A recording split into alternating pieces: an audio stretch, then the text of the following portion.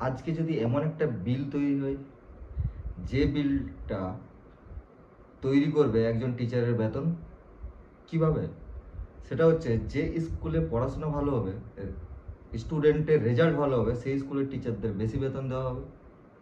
এবং যে স্কুলের রেজাল্ট খারাপ হবে তাদের বেতন কম হবে।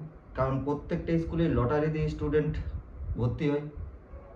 কোনো শিক্ষক কিন্তু বলতে পারবে না যে ওই স্কুলে ভালো ভালো স্টুডেন্ট থাকে, ওদের ভালো রেজাল্ট হচ্ছে।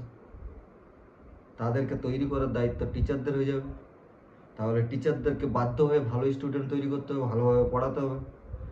ভালোভাবে পড়ালে একটা ভালো স্টুডেন্ট যেমন তৈরি করবে, একটা ভালো মানুষ তৈরি করবে, একটা ভালো দেশের নাগরিক হিসেবে একটা স্টুডেন্টকে তৈরি করবে।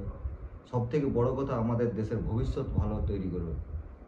আপনাদের মতামত কি, আপনারা অবশ্যই আমাদের ভিডিওতে জানান।